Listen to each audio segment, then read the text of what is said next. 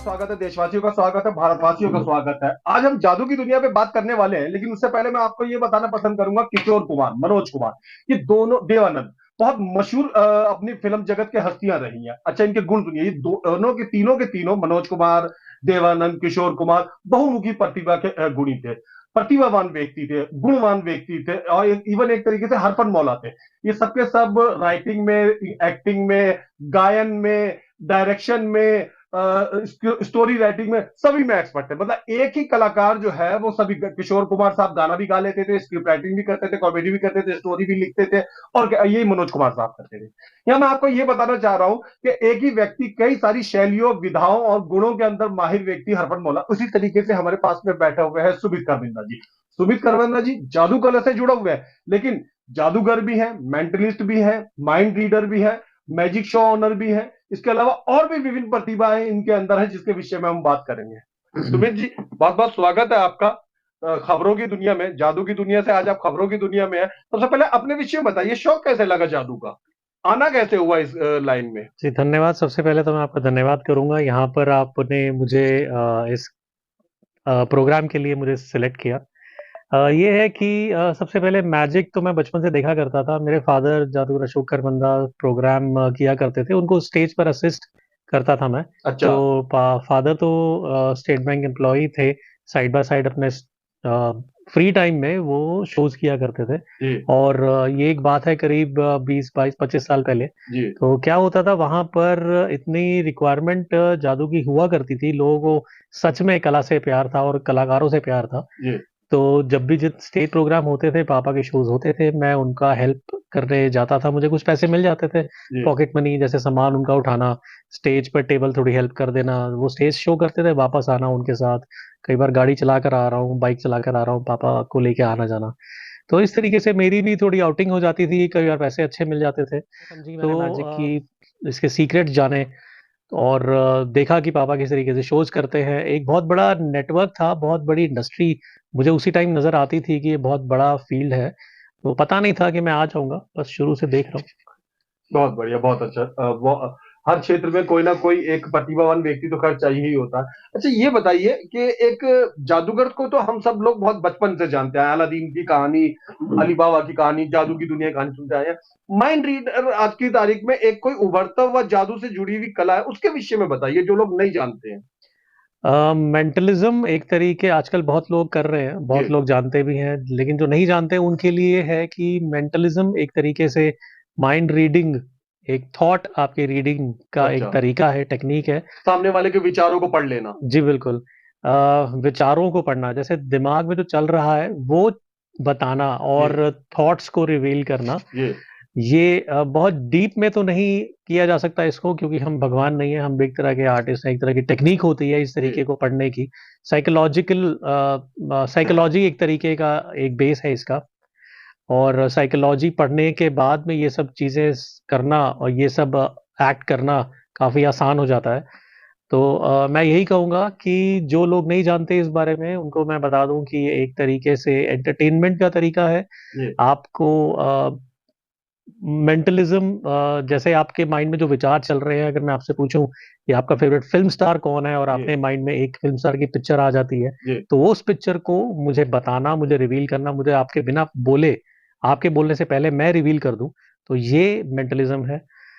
और साथ में पसंदीदा कलर बता देना, पसंदीदा फिल्म बता देना, जी, ये सब करना। आपके घर में कोई आपका जो वाइफ का नाम, आपके पूर्वजों का नाम, अच्छा। आपके बचपन के दोस्त का नाम, जिससे आप अभी नहीं मिले हैं लेकिन नाम ध्यान में है। हाँ। देखिए दिमाग में क्या होता है, कुछ सबकॉन्शियस माइंड में बहुत सी ऐसी, माइंड में ऐसी चीजें बैठी होती हैं हमारे, जी। जो हम भूल जाते हैं, जी। लेकिन जी। टाइम टू टाइम ये बातें याद आती है। जी। जी। मान लीजिए आप सो रहे हैं, अचानक कुछ ऐसी बातें आपके दिमाग में आती हैं जो आप नहीं रेगुलर उसको याद कर रहे, भूल जाते हैं। जी। या आपको याद है, अरे ये तो 2 साल पुरानी बात थी, मैं आज दिमाग में कैसे आ गई। ठीक है। तो कई बार ऐसे विचार मन में आते हैं, तो ये सब कॉन्शियस माइंड में हमारे बैठे होते हैं, रजिस्टर हो जाते हैं, लेकिन हम उनको याद नहीं करते। डेली वो चीजें याद नहीं होती हैं, तो उन अच्छा। चीजों को निकालना, उन बातों को निकालने का एक जिम्मा भी एक मेंटलिस्ट के ही हाथ में है। अच्छा। माइंड और इन्फ्लुएंसिंग, आप जो सोच रहे हैं आपके विचारों को बदल कर मैं अपने तरीके से आपके विचारों को बदलूं, अच्छा, और उसके बाद मैं आपको बताऊं आप ये सोच रहे हैं, लेकिन आपको इस बारे में मतलब कोई मैं सोच जानकारी रहा हूँ नहीं कि मुझे होगी। कदमपुरा जाना है और आप कहें कि नहीं, आप मोती नगर की तरफ मुड़ जाओ। कह सकते हैं एक तरीके से। हाँ, माइंड इन्फ्लुएंस जैसे मैं आपको कहूं कि अगर आप कोई एक लाल रंग से कोई जुड़ा कोई फ्रूट सोचें, अच्छा, तो सबसे पहले अगर मैं आपको कहता हूं नहीं नहीं वो नहीं सोचना जो आप सोच रहे हैं, मैं जानता हूं आप क्या सोच रहे हैं, हाँ, आप एप्पल सोच रहे हैं। हाँ, लेकिन एप्पल के अलावा और बहुत सारे फ्रूट हैं जो लोगों के दिमाग में नहीं आता है। हाँ, है बहुत सारे फ्रूट लाल रंग के, लेकिन हाँ, दिमाग में इंस्टेंट नहीं हाँ, आता है। हाँ, मेरे को भी सही, मैं सभी बात कर रहा हूँ, मुझे लाल रंग के अलावा दूसरा कोई एप्पल का फल का जी, नाम याद नहीं आ चेरी रहा है। है, स्ट्रॉबेरी है, हाँ जी, और हाँ बहुत जी, हाँ सारे जी, ऐसे फ्रूट स्ट्रॉबेरी, हैं चेरी, लेकिन नहीं आते दिमाग जी, में। जी, जी, तो इस तरीके को हम खेल जाते हैं, बहुत सारी ऐसी बातों से हम काम करते हैं, इस्तेमाल करते हैं जी। अपने शोज में, अपनी बातों में, ताकि इन्फ्लुएंस करके अपने हिसाब से लोगों के दिमाग को चलाया जा सके। अपने पसंदीदा कोई जादू के शो के बारे में बताइए, जो आपने शो में परफॉर्म करा हो और वो आपको यादगार रहा हो। अ, मुझे मेंटलिज्म करते हुए करीब 5 साल हो गए हैं, लेकिन इस फील्ड में मैं करीब 20-22 साल से हूँ। जी, उससे पहले मैं मैजिक शोज किया करता था, मैजिक मैं मैजिक शोज। शोज की बात कर रहा था। जी, हाँ, तो मैजिक शोज में फैमिली एंटरटेनमेंट, अच्छा, बच्चों से अच्छा, मतलब प्रोग्राम इस बहुत बढ़िया। तरीके से। तो अभी वो सब मैंने हटाकर जी, एक टोटल फोकस मेरा माइंड रीडिंग मेंटलिज्म में आ गया है, अच्छा, अच्छा, जिसमें हिप्नोसिस भी ऐड किया है मैंने, जी। हिप्नोटिज्म। तो मैं बता रहा था कि कोई एक ऐसा एक्ट जो मुझे यादगार कोई याद घटना, कोई भी इवेंट। कोई ऐसी यादगार घटना तो ये कही जा सकती है कि शो के दौरान जैसे कई बार फैमिली, मेरी वाइफ जी, जी, ऑडियंस में थी, हाँ, तो वहां पर शो खत्म होने के बाद मैं आया नीचे, साइड में आया, शो के स्टेज साइड पे। तो कुछ लोगों ने मुझे जैसे आया फोटो खिंचवाना और सेल्फी लेने आते हैं, तो वाइफ भी मेरी वहीं साइड में खड़ी थी, बाद में लोगों ने मिले, मेरी वाइफ से भी मिले। तो बहुत सारे लोग तो इस बात से भी हैरान थे, माइंड रीड कर लेते हो। तो मुझे जवाब देने में थोड़ा उसमें थोड़ा लगता है, क्योंकि मुझे लगता है कि हर इंसान की जो वाइफ है वो ज्यादा अच्छी माइंड रीडर होती है।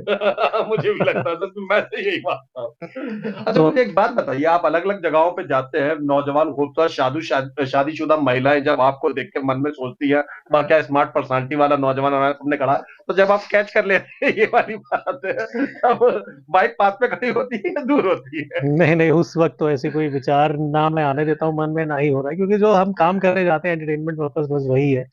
और कई बार ऐसे ठीक है, ऐसे कई बार लोग ऐसे मिलते हैं जो थोड़ा करीब आते हैं, सेल्फीज वगैरह लेते हैं। मेरी वाइफ भी जब कंफर्टेबल है, she is very much happy very good. कि जो मैं काम कर रहा हूँ बिल्कुल अच्छी ईमानदारी से कर रहा हूँ, जी, जी। और इसी बात ऑनेस्ट हूँ, इसी बात की उसको खुशी है।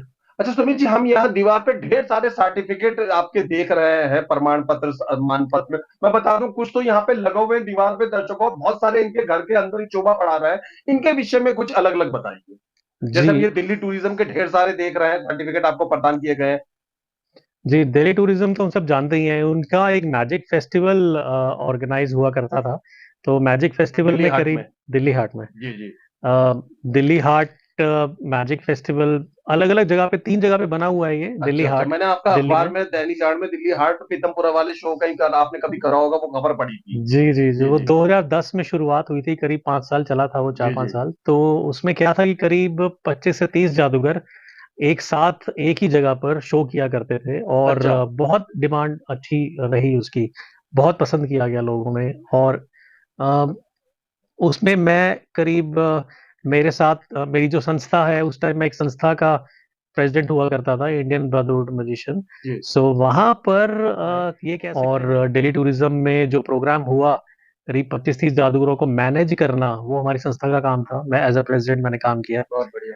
और अलग स्टेज थे, क्योंकि हर जादूगर की अलग स्पेशलिटी होती है, हर एक आदमी इंसान अपने काम में स्किल्ड होता है। जैसे मैं मेंटलिज्म करता हूँ, मैं हिप्नोटिज्म करता हूँ, मैजिक शोज नहीं करता, ये बात मुझे पता है। जी, अभी आज मैं आपको बता रहा हूँ, बहुत सारे ऐसे जादूगर हमारे नेटवर्क में हैं जो सिर्फ बच्चों के शोज करते हैं। अच्छा, कुछ ऐसे जादूगर हैं जो सिर्फ मैजिक टीचिंग देते हैं, अच्छा, शोज नहीं करते हैं। अच्छा, अच्छा, तो इन सब की जानकारी रखना एक तरीके से, हमारे पास ये सारा डाटा है। तो कुछ ऐसे जादूगर हैं जो सिर्फ प्लेइंग कार्ड में माहिर है, कुछ ऐसे जादूगर हैं जो सिर्फ मेंटलिज्म करते हैं और कुछ नहीं करते, अच्छा, कुछ जादूगर हैं जो सिर्फ बच्चों के शोज करते हैं, किड शोज में एक्सपर्ट है। तो उन सब को अलग अलग जगहों से पूरे इंडिया से ढूंढ कर दिल्ली में लाना, दिल्ली टूरिज्म के साथ हमने मिलकर किया था। क्योंकि उस टाइम क्या था कि अगर आप बच्चों के शो का, अगर आप इस ऐसे स्टेज पर आप उनको दे देंगे, बच्चों का जो म्यूजिशियन है, अगर आप ऐसे स्टेज पर उनको दे देंगे जहां पर जनता और बच्चा ऑडियंस में बच्चे नहीं बैठे हैं, मैच्योर लोग बैठे हैं। मैच्योर लोग बैठे हैं, तो वो शो खराब हो जाएगा। अच्छा, इस चीज को मतलब भी वो एक्सपर्ट ही सोचकर। हो जाते हैं स्कूल के बच्चों के सामने करने का। जी हाँ, जी हाँ। उनके पास 8वीं क्लास के 20 बच्चे दे दो, फटाक से कर लेंगे, लेकिन जी, उनको 50 साल के 500 नौजवान दे दो, सही से नहीं कर पाएंगे। सही नहीं कर पाएंगे। एक्चुअली क्या होता है, उनका हाथ बैठा वैसे ही हुआ है, थोड़ा सा बहुत चेंज तो होता है, लेकिन एक इंसान को पता चल जाता है कि कहाँ पर गलती हो रही है। अच्छा अच्छा। एक इंसान देखिए, आपके सामने भी जो ऑडियंस बैठी है, आप पहचान लेंगे कई बार आंखों से भी। आप भी इतने एक्सपर्ट हैं, जी जी पहचान जाएंगे ये बात भी कि क्या ये प्रोग्राम, क्या मेरी बात उन तक पहुंच रही है या नहीं जी पहुंच जी रही है, जी जी क्या मैं सही में इंटरेस्ट को ले रहे हैं या नहीं जी ले जी। रहे। ये हर एक इंसान की सिक्स सेंस बता देती जी है। जी। तो इसी तरीके से क्यों वो प्रोग्राम खराब किया जाए। अगर वो इंसान अगर किड शो में एक्सपर्ट है, तो उनको बच्चे ही ऑडियंस में दिए जाएं। अगर वो इंसान अगर। अगर आप भी मेरी तरह जादू के शौकीन है तो मैं आपको समझा दूं, जैसा कि सुमित जी समझा रहे हैं कि जादूगर सब एक ही टाइप के नहीं होते हैं, किसी खड़े हुए और आगरा का डाबरा टोपी में से खरगोश निकाल दिया। ये बता रहे हैं कि जादूगर भी अलग अलग टाइप के होते हैं, अलग अलग कैटेगरीज के, अलग अलग फील्ड के होते हैं। कुछ बच्चों को जादू दिखाते हैं, कुछ बड़ों को दिखाने में, कुछ मंच पे दिखाने में एक्सपर्ट होते हैं, और कुछ माइंड रीडिंग में एक्सपर्ट होते हैं। जी। जी बिल्कुल। तो इन्हीं सबको अलग अलग जगहों से पूरे इंडिया से उठाकर हमने डेली टूरिज्म के अलग अलग स्टेज बनाकर अच्छा। वहां पर हमने उनको दिया। जो जैसे एक फैमिली है तो वो उनके लिए अलग एंटरटेनमेंट स्टेज था। ठीक है। अगर मैच्योर ऑडियंस है तो उनके लिए स्टेज अलग है। बहुत तो बढ़िया। जिसको जहां जाना है वो वहां पर जाकर मैजिक एंटरटेनमेंट देख शॉप। सकता है। स्टार्ट किया। बहुत से आजकल स्कूलों में भी इनकरेजमेंट मिल रही है। अच्छा। टीचर्स बोलती हैं कि बच्चों को कहा जाता है कि सभी बच्चे एक एक मैजिक सीख कर आएंगे और मैजिक करेंगे अपनी क्लास में। तो वन बाय वन सब बच्चे आते हैं एक क्लास में और परफॉर्म करते हैं। करीब 5 6 साल 7 साल यही एज ग्रुप है। तो उनको भी काफी इंकरेजमेंट, काफी मजा आता है। तो एक अच्छा तरीका है सबका मोबाइल से, सोशल मीडिया से ध्यान हटाकर एक नई हॉबी डेवलप करने का। मैं ऐसे बहुत से माँ बाप को जानता हूँ, पेरेंट्स को, दिन भर मेरी उनमें से किसी ना किसी से भेंट होती रहती है। उनमें से कईयों ने हम मुझे आपके पास ये सवाल पूछने के लिए कहके भेजा। अब ज्यादातर जब से यूट्यूब का जमाना आया, छोटे बच्चे, मतलब 7 6 साल के बच्चे, 1.5 साल के बच्चे से लेके और लगभग 14 साल तक के बच्चे यूट्यूब या मोबाइलों में घुसे रहते हैं। माँ बाप अपने बच्चों को उन चीजों, मोबाइल से दूर करना चाहते हैं। कुछ माँ बाप बच्चों को खेल में लगा देते हैं, थोड़ी देर खेल के बच्चे फिर मोबाइल में घुस जाते हैं। या कुछ मेरे जैसे एक्टिविटीज की कोई चीज ला के दे देते हैं, खेल खिलौना, रूबिक वगैरह गेम, लेकिन वो फिर ऐसा हो जाता है। क्या माना जा सकता है कि ऐसे बच्चों को थोड़े समय के लिए अगर मैजिक की तरफ बढ़ावा दिया जाए तो उनको थोड़ा छुटकारा मोबाइल से मिल सकता है? मतलब सिक्का गायब करने की ट्रेनिंग ही 1 हफ्ते की इतनी हो जाती है कि शायद हो सकता है ध्यान ना जा पाए। जी हाँ। एक बार देखिए, अगर आपने ये एक एक तरीके का ये भी नशा है, चस्का है। जी। अगर आप ये शुरुआत करते हैं अच्छे से, तो आप एक साइड हॉबी के तौर पर इसको ले सकते हैं। अगर कोई आगे अपने फील्ड में कहीं भी आईटी में या इंजीनियरिंग या मेडिकल में जाना चाहता है, तो वो तो जाते ही हैं, वो लोग पढ़ते ही हैं, डॉक्टर, इंजीनियर, वकील तो लोग बनते ही हैं। बनते ही हैं। लेकिन एक तरीके से अगर आप इसको साइड हॉबी लेते हैं, तो ये कोई बुरी हॉबी नहीं है। जी और हॉबी में क्या होता है, आजकल ऑफिसेज में भी लोगों को इतना इंकरेजमेंट मिलता है जी कि एक एक आर्ट, या कॉलेज में भी बोला जाता है कि एक एक आपकी जो कला है, जिसमें आप स्किल्ड हैं, स्पेशलिस्ट है, वो आप दिखाइए स्टेज पर। एक दिन तो साल में ऐसा सबको दिया जाता है, चाहे वो ऑफिस है, चाहे वो कॉलेज है, चाहे वो स्कूल है। तो वहां पर मैजिक को इंट्रोड्यूस करके, मैजिक को परफॉर्म करके, बहुत सारे ऐसे बच्चे हैं जो इस चीज को आगे लेके जा रहे हैं और सीखते हैं। टाइम देना है तो आपको बुक्स में स्टडीज ठीक है। अगर आप थोड़ा बहुत टाइम डिफरेंट देना चाहते हैं, थोड़ा बहुत अपना मूड चेंज करना चाहते हैं, तो एक तरह की क्रिएटिव आर्ट है। तो ये क्रिएटिव आर्ट को सीखने के लिए टाइम भी अच्छा देना पड़ता है। अच्छा, स्पेशलिस्ट इसमें नहीं इतना टाइम देना चाहते, तो उनके लिए इंस्टेंट वाले काम भी हैं, इंस्टेंट मैजिक करने वाले भी ऐसे बहुत सारे ट्रिक्स हैं। या सुमित जी ये कह रहे हैं कि आप अपने बच्चे को डॉक्टर बनाइए, इंजीनियर बनाइए, इंस्पेक्टर बनाइए, अध्यापक बनाइए, लेकिन जिस तरीके से हर डॉक्टर के पास या इंजीनियर के पास में कोई ना कोई पेंटिंग का शौक होता है, कविता का शौक होता है, गाना गाने का शौक होता है, गाना सुनने का शौक होता है। तो शौक के तौर पे, हॉबी के तौर पे ये मैजिक भी इस तरीके से लिया जा सकता है। जरूरी नहीं है आप इसे पेशे के तौर पे अपना साइड पेशा या साइड शौक के तौर पे इसे देखता है। ये भी जिस तरीके से आपको गाना गाने का शौक हो सकता है, जिस तरीके से आपको एक्टिंग करने का शौक हो सकता है, तबला बजाने का शौक हो सकता है, डॉक्टर इंजीनियर बनने के बाद आप मैजिक को भी उसी तरीके से धारण कर सकते हैं। और खासकर आप अपने बच्चों को वो धारण करवा सकते हैं। इससे बच्चों का माइंड भी काफी ज्यादा मात्रा में डेवलप होता है, और वो और इजूल फिजूल चीजों से अलग हटके इसके ऊपर ध्यान लगाते हैं। देखिए, मैं आपको बताऊं कि आपने जैसे अभी सभी प्रोफेशन की बात करी, तो मेरे पास कुछ ऐसे जानकार दोस्त भी थे मेरे जो शुरुआत में जब मैंने ये शुरुआत की थी मैजिक शॉप की, तो बहुत सारे डॉक्टर्स मुझे ऐसे मिले अच्छा। जो साइड बाय साइड ये मैजिक करते हैं। मैजिक शो सीखने को दोस्तों, इच्छुक थे। हाँ इच्छुक थे, अच्छा। मतलब उन्होंने कहा कि मैं बचपन में ये सीखा मैंने, हाँ। और इस तरीके से मैं जानता हूँ दो चार। क्या बात है। तो और आगे भी मुझसे काफी उन्होंने बात की कि आगे एक दो मैजिक मुझे सिखाइए। क्या बात तो है। मुझे सिंपल मैजिक मैंने डॉक्टर्स को ऐसे सिखाया, जी। और कुछ ऐसे होटल के शेफ थे, जनरल मैनेजर्स थे जो हाँ। मेरे टच में आए, अच्छा। और उन्होंने भी ये सब एक्ट सीखने के बाद में अपने दोस्तों में, अपनी फैमिलीज में, अपने ग्रुप में हाँ। दिखाए हैं। तो प्रोफेशन तो चल ही रहा है उनका, जी जी। साइड बाय साइड दो चार एक्ट अपने दोस्तों में दिखा दिया उन्होंने, तो मैंने सिखाए भी हैं इसे। मतलब एक डॉक्टर बहुत अच्छी क्लिनिक से बहुत अच्छे मरीजों का इलाज कर रहे हैं, एक शेफ सात five star, four star, three star hotel में हजारों लोगों को खाना खिला रहे हैं, लेकिन साथ में वो अपना छोटा मैजिक शो भी कायम करोगे। हाँ, मैजिक शो मतलब ऐसे प्रोफेशनल ड्रेसअप नहीं, मतलब जी। कई बार जैसे होता है कि शौकिया मतलब पार्टी वार्टी में। हाँ जी, कई बहुत बार बढ़िया। सीनियर्स को खुश करने के लिए भी ये चीजें ही अच्छी चीजें हैं, और कोलीग्स को खुश करने के लिए, एंटरटेनमेंट के लिए बहुत से तो अच्छी ऐसे चीजें लोग हैं जो ये मानते हैं, मेरा शो देखने वाले, आपके पापा का शो देखने वाले, कि जादू सीखना या जादू करना कोई महंगा आर्ट है। इस विषय में आप क्या कहते हैं? जैसे हैं। डॉक्टर बनने में लाखों रुपया खर्च हो जाते हैं, पुलिस वाला बनने में कहते हैं कि हजारों लाखों रुपया खर्च हो जाते हैं, कहते हैं कि जादूगर बनने में और भी ज्यादा खर्च हो जाते हैं। ऐसा नहीं है कि बहुत ज्यादा खर्च होते हैं, ये सिर्फ आपकी डेडिकेशन और आपकी स्किल के ऊपर है। जी। अ, देखिए, इन्वेस्टमेंट करने को आप करीब 1,000 से भी या 2,000 से शुरुआत कर सकते हैं, लेकिन एक स्टेज पर उतरने के लिए अगर आप प्रोफेशनल तरीके से स्टेज पर उतरते हैं, तो प्रोफेशनल आपको सामान की जरूरत पड़ेगी। अच्छा। और अगर आप सिंपल हॉबी के तरीके से लेते हैं, फिर तो उसकी कोई मतलब 1,000-2,000 में आप अच्छा खासा 1 डेढ़ अगर साल आप शौकिया निकाल सकते जादूगर हैं। बनना चाहते हैं हॉबी के हिसाब से, तो मुश्किल से 1000 2000 में आपका काम हो जाता है। लेकिन अगर आप जादूगर फिल्म के, तूफान फिल्म के अमिताभ बच्चन की तरह स्टेज पे शो दिखाना चाहते हैं, तो भैया खर्चा तो लगेगा।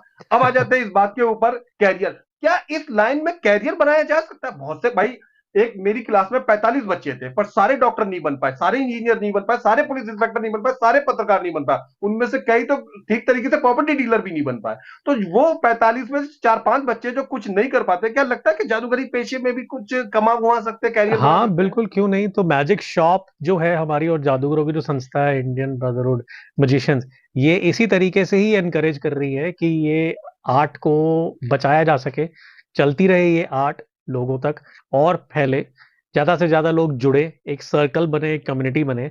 इसके लिए क्या होता है कि एक मैजिक कॉन्फ्रेंस तो ऑर्गेनाइज करती है ये संस्था, उसमें हम कोशिश करते हैं पूरे इंडिया से तो लोग जोड़ते ही हैं, करीब 400 जादूगर इकट्ठे हो जाते हैं साल में एक बार, जो ये संस्था ऑर्गेनाइज करती है।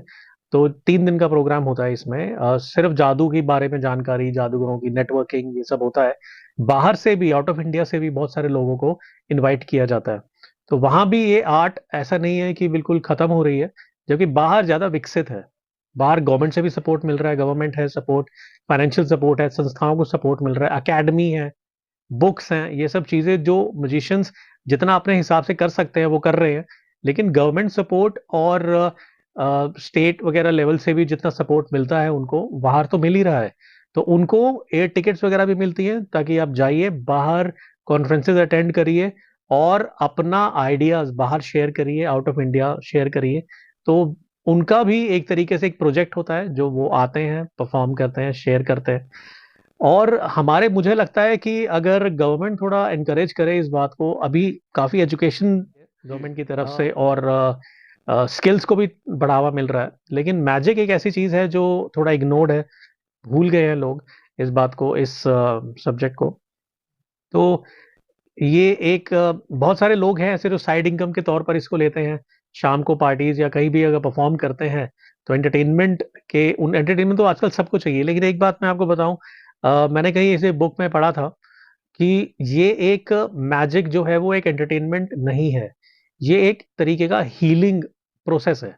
हीलिंग प्रोसेस है, क्योंकि अच्छा। अगर आप इसको सोचें इस तरीके से कि ये एक्ट, जादू का एक एक्ट हुआ और वो कैसे हुआ, तो आपका दिमाग तो उसमें दौड़ता ही है। जी दिमाग जितना दौड़ेगा, इंसान उतना ज्यादा एक्टिव होगा, जी उतना ज्यादा मांसपेशियां वगैरह भी खुलती हैं, जी जी और आदमी नेगेटिविटी से पॉजिटिविटी पे आता जी है, जी क्योंकि ध्यान हमारा भटकता है। जी। और अगर इन चीजों की तरफ अगर हम ज्यादा ध्यान दें, तो एक तरीके का ये हीलिंग प्रोसेस, अंदर खुशी मिलती है आपको। अच्छा, मतलब कोई डिप्रेशन में गया हुआ है, कोई चिंता व्यक्त आदमी है और जादूगर की चीजों पे ध्यान लगाने लगता है तो अपनी चिंताओं से उसका दिमाग हट जी जाता हाँ, बहुत सारे ऐसे ऑर्फनेज और बहुत सारी ऐसी जगहों पर, स्लम एरियाज में भी परफॉर्मेंस रही है, जहां पर उनको एंटरटेनमेंट का कोई साधन नहीं है। है। गाना बजाना तो वो एक सब अलग अलग अपने घरों में वो लोग करते हैं, जी कोई जी गा जी रहा है वहां पर, जी। या कोई हाँ, या सिंगिंग तो है, कोई भजन गवा ढोलक लेते हैं या बजा रहे हैं। हारमोनियम दे देते हैं। जी, लेकिन जी। जब जादू प्रोग्राम होता है तो पूरा गांव एक साथ इकट्ठा आकर बैठकर देखता है। हम्म। उनके पास मेरे एक बचपन में तरीका, यही होता था। एंटरटेनमेंट का एक जी। तरीका, ये एकमात्र तरीका है मैजिक, और ये एक तरीके से हीलिंग प्रोसेस भी है। अच्छा। बहुत सारे खुशी तो मिलती ही है इस चीजों से, और आपको पता ही है कि जब हॉर्मोन्स इस तरीके से डेवलप होते हैं, आपकी अंदर की कोशिकाएं ये सब खुल जाती हैं, जब when you are more happy, खुशी ही है जो एक तरीके से इंसान को कॉन्फिडेंस देती है, पॉजिटिविटी की तरफ लेके जाती है। तो मैजिक को मैं ये नहीं कहूंगा कि एक तरीके से आर्ट या कला है, ये एक हीलिंग प्रोसेस है, इंसान को डिप्रेशन से हटाती है। अमिताभ बच्चन, वरुण धवन, इवन कोई भी एक्टर, आप देवानंद, आप किसी भी एक्टर की फिल्म यूट्यूब के ऊपर जाके देख लीजिए, हर एक्टर ने अपने जीवन में एक ना एक बार जादूगर का रोल जरूर करा, एक ना एक बार जादू जगत से जुड़ी हुई कोई ना कोई फिल्म जरूर करी है। जादू एक ऐसा रहस्यमय संसार है, जादू एक ऐसा आकर्षण कर देने वाली विधा है कि जो हर एक्टर को, हर फिल्म कलाकार को कभी ना कभी जरूर खींच लिया। कोई भी टॉप स्टार, जो टॉप की गद्दी पे बैठे रहने वाले स्टार है, कोई ऐसा अभी तक नहीं हुआ है जिसने कहीं ना कहीं जादूगर का रोल ना दिखाया हो। देखते रहिए, दिखाते रहिए ताजा खबर।